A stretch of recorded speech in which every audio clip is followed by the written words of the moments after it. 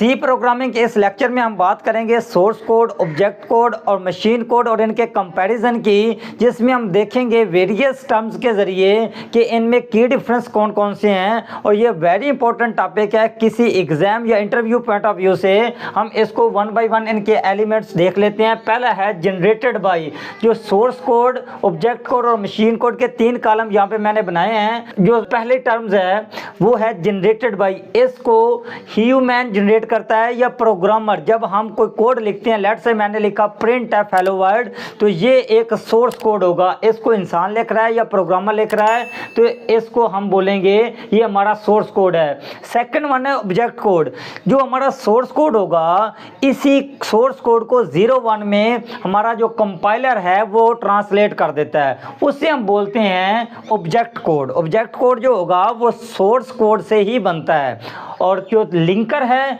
ये हमारा जो सोर्स कोड के ऑब्जेक्ट कोड बना था, हमारे सोर्स कोड का जो ऑब्जेक्ट कोड बना था वो कोड प्लस जो हेडर लाइब्रेरीज हम ऐड करते हैं, जैसे conio.h है, stdio.h है, वो जो हेडर फाइल्स हैं उनका भी ऑब्जेक्ट कोड होता है। जब हम सोर्स कोड का ऑब्जेक्ट कोड प्लस लाइब्रेरीज का ऑब्जेक्ट कोड इन दोनों को मिला देंगे तो हमारे पास बनेगी एक्जी फाइल, और यही एक्जी फाइल हमारा मशीन कोड होता है जिसको हम रन कर सकते हैं, और ये 01 की फॉर्म में होगा। सेकंड पॉइंट है एक्सटेंशन, जो हमारा सोर्स कोड है उसको जब हम सेव करते हैं तो उसकी एक्सटेंशन है .c, और जो हमारा ऑब्जेक्ट कोड है इसकी एक्सटेंशन जो कंपाइलर सोर्स से ऑब्जेक्ट कोड में जब लेके जाएगा तो उसकी एक्सटेंशन चेंज हो जाएगी, यहाँ पे .obg उस फाइल की एक्सटेंशन बन जाएगी। और जब हम मशीन कोड में इसको लेके जाएंगे, जब ये सोर्स का ऑब्जेक्ट कोड और लाइब्रेरी ऑब्जेक्ट कोड जब ये दोनों मिल जाएंगे तो ये हमारे एग्जीक्यूटेबल फाइल होगी और इसकी एक्सटेंशन .exe होगी। और जो तीसरी टर्म है इसमें रिप्रेजेंटेशन, ये ह्यूमन रीडेबल होती है, ये इंग्लिश की तरह का उसमें टेक्स्ट वगैरह लिखा होगा तो उसको इंसान इजीली समझ सकता है। और जो हमारे पास ऑब्जेक्ट कोड है ये नॉट रीडेबल होता है, ये ह्यूमन इसको आसानी से समझ नहीं सकते, और ये बाइनरी फॉर्म में होगा, 01 फॉर्म में होगा, लेकिन एग्जीक्यूटेबल नहीं होगा। ये भी नॉट रीडेबल बाय ह्यूमन है और ये भी बाइनरी फॉर्मेट में होगा जो हमारा मशीन कोड है।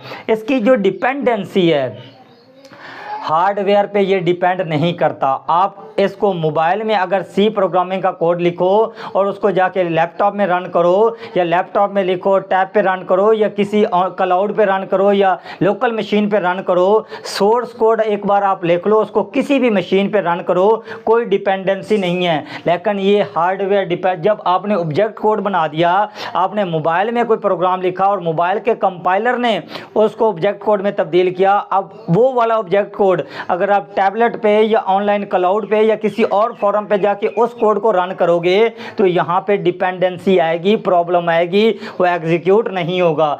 ये भी सेम उसी तरह से है कि ये जो एक्जी फाइल आपने किसी एक हार्डवेयर पे एक्जी फाइल तैयार की, कंपाइलर जो लैपटॉप में पड़ा था आपने वहाँ से उसको एक्जी फाइल उसकी तैयार की, और आप क्लाउड पे जाके लोकल मशीन से क्लाउड में उसकी एग्जीक्यूशन करना चाहते हो तो एग्जीक्यूट नहीं होगा।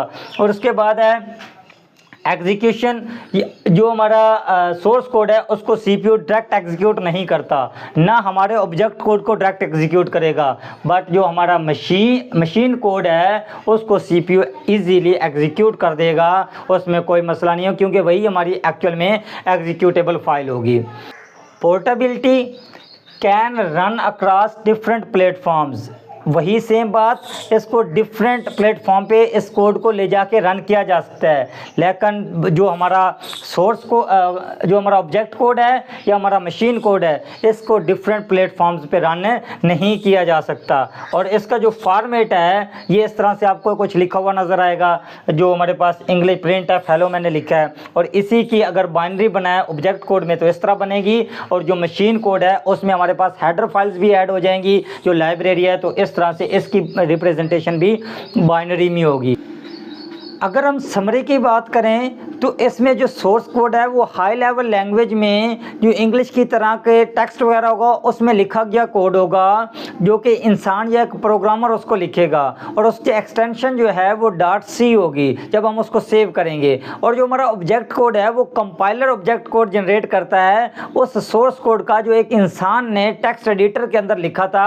अब जब उसको हम कंपाइल करेंगे तो हमारा कंपाइलर जो है उस सोर्स कोड से ऑब्जेक्ट कोड में उसको तब्दील कर देगा। और उसके बाद लिंकर आता है और लिंकर का काम है हमारे जो ऑब्जेक्ट कोड बना था उसको प्लस हेडर फाइल्स का ऑब्जेक्ट कोड ऑलरेडी पड़ा होगा, इन दोनों को कंबाइन करके एग्जीक्यूटेबल फाइल बना देना। इन तीनों की एक्सटेंशन डिफरेंट होगी।